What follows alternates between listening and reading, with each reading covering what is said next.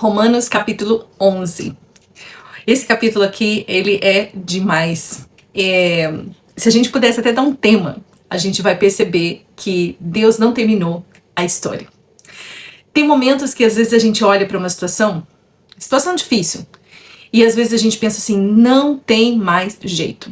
Talvez você já tenha olhado para alguém que você ama e já tenha pensado, essa pessoa nunca vai mudar. Ou talvez você tenha olhado para alguma área da sua própria vida e pensado, de repente que Deus já desistiu de você. Olha, eu vou te falar uma coisa, é muito fácil confundir silêncio com abandono, ou um período difícil com o fim da história. E aqui esse capítulo, Romanos 11, começa justamente com uma pergunta muito importante. Será que Deus rejeitou o seu próprio povo? Depois de tudo que Paulo falou sobre Israel, de mostrar que muitos rejeitaram Cristo, será que isso significa que Deus simplesmente virou as costas para Israel? E a resposta de Paulo é imediata, de modo nenhum. E talvez essa seja uma das mensagens mais importantes desse capítulo, porque Deus ainda está trabalhando, mesmo quando nós não conseguimos enxergar o que Ele está fazendo. Aonde que a gente está aqui nessa carta? No capítulo 9 e 10, Paulo tratou de uma questão muito difícil. Israel recebeu as promessas, recebeu a lei, recebeu os profetas, os patriarcas, e, segundo a carne, o próprio Cristo veio desse povo. Mas muitos israelitas rejeitaram Jesus. No capítulo 9, Paulo mostra que a palavra de Deus não falha, e no 10 mostra que o problema não era a falta de oportunidade. A mensagem foi anunciada, mas muitos não creram. Agora, nesse capítulo 11, Paulo vai responder uma pergunta que surge praticamente naturalmente. Então Deus abandonou Israel? E a resposta é não. Paulo começa usando a própria história como exemplo, e ele pergunta, por acaso Deus rejeitou o seu povo? E aí ele já responde, de modo nenhum. Então ele diz, eu também sou israelita.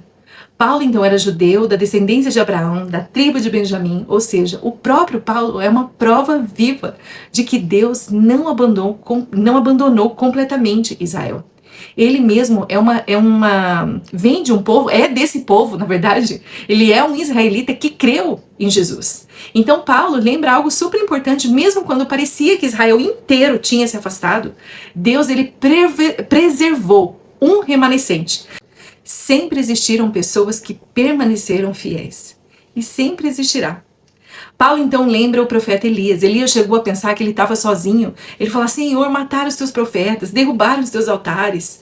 Eu sou o único que sobrou. Talvez você conheça essa sensação. A sensação de olhar ao seu redor e pensar, eu sou a única, não tem mais ninguém, todo mundo desistiu. Mas Deus ali naquela situação em relação a Elias, ele responde, reservei para mim 7.000 homens que não dobraram os joelhos diante de Baal. Olha isso. Elias não conseguia enxergar todos eles, mas Deus sabia onde eles estavam. E talvez essa seja uma palavra para você hoje. O fato de você não enxergar o que Deus está fazendo não significa que Deus não está fazendo nada. O fato de você se sentir sozinho não significa que Deus tenha te esquecido. Não significa que Deus não vê aquilo que você está passando. Pois Deus, ele vê aquilo que nós não conseguimos enxergar. Então Paulo apresenta uma expressão muito importante. Assim, pois também, agora há um remanescente segundo a eleição da graça. Não foi porque essas pessoas eram melhores ou porque elas conseguiram conquistar a Deus, foi pela graça. E se é pela graça, não é pelas obras.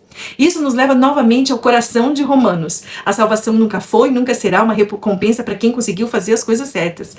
É graça, e ela vem de graça. Mas então Paulo faz uma pergunta, se Israel tropeçou, isso significa que eles caíram para sempre?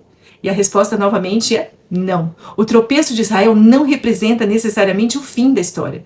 Paulo explica que por causa da rejeição de muitos israelitas, o evangelho então chega aos gentios. E agora os gentios foram alcançados pela graça. E isso já fazia parte do plano de Deus. E ele ainda diz algo surpreendente, que a salvação dos gentios deveria provocar, olha essa palavra, provocar ciúmes. Ou provocar Israel a ter ciúmes. Ciúmes, aqui, quando ele fala essa palavra, não é um ciúme destrutivo. É um desejo de ver novamente aquilo que Deus estava fazendo.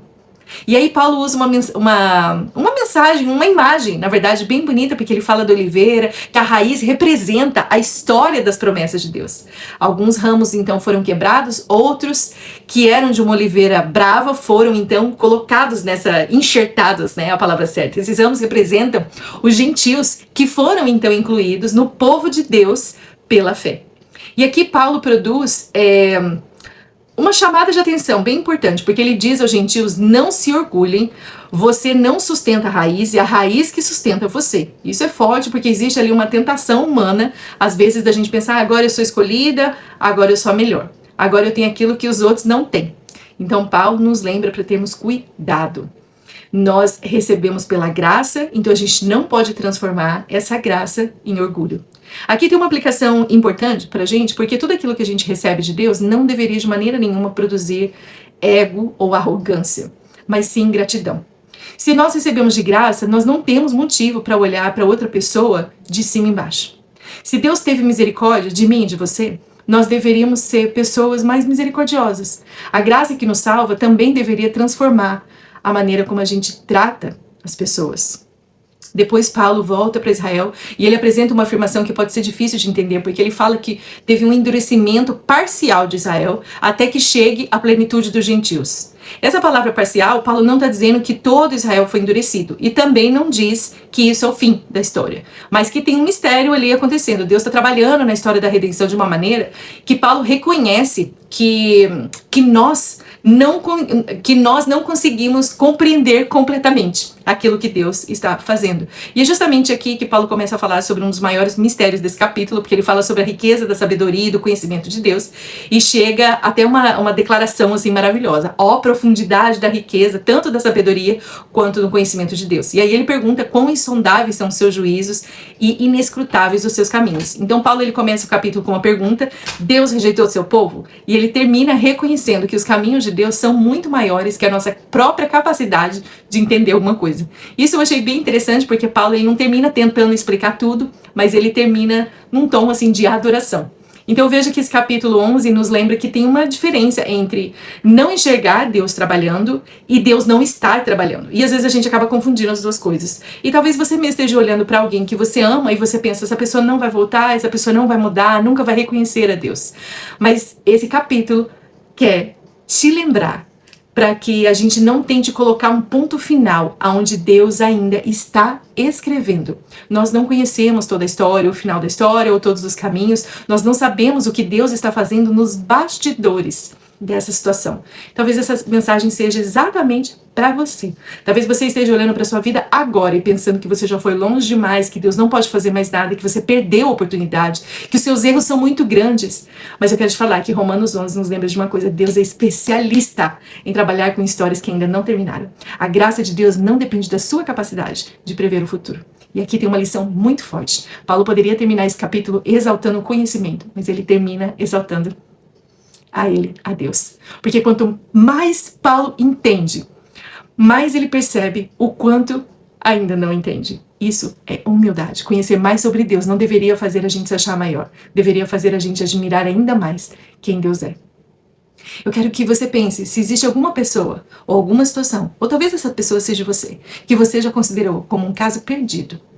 Será que você está colocando um ponto final nessa história? Em uma história que Deus ainda está escrevendo?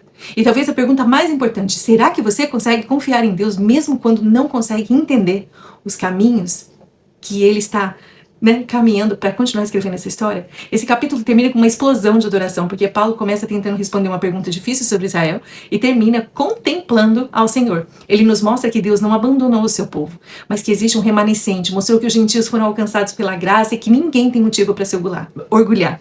E mostra que os caminhos dele são muito maiores do que a nossa compreensão. E Paulo encerra esse capítulo dizendo: porque dele e por ele são todas as coisas, e a ele seja a glória para sempre. Amém. E talvez seja a grande lição de Romanos 11. Nem sempre nós precisamos entender tudo para que a gente possa continuar confiando no Senhor. Às vezes, a gente só precisa simplesmente reconhecer quem Ele é e a Ele dar a glória que só a Ele pertence. Amém.